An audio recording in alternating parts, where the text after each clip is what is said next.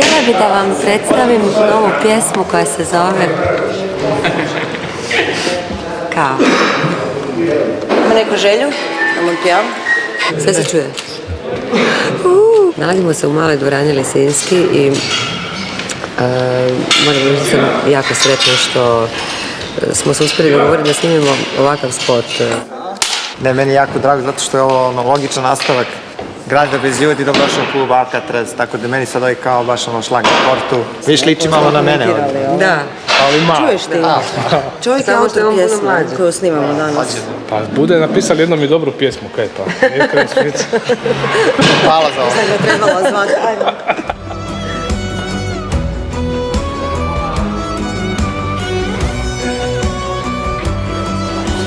Dođi Martina da te pitam. Kako ti tebi sviđa ova pjesma?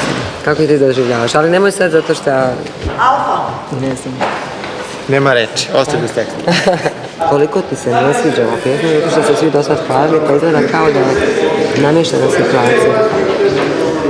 Ovo je Alenka, od kad smo završili vrtić, da, smo na Bijini. Ti to mene zafrkaš. To je ova ekipa koja, razumiješ, koja obično kad me pohvali, obično to ne prođe ništa. Evo, sad ćemo vidjeti.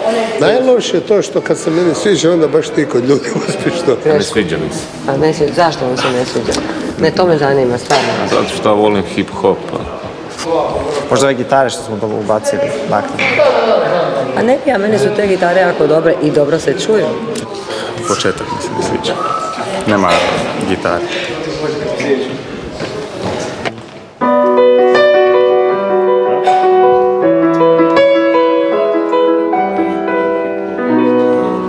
Maestro Popeskić, dobitnik brojnih priznanja Borina. Darko je režiser. Darko... Kaži da li ti se sviđa pjesma?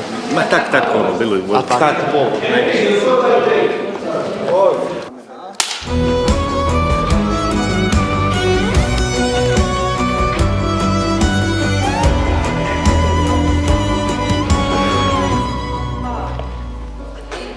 To bi bilo to. See you soon. Dan, dan, dan, dan. Vidimo se. Ćao.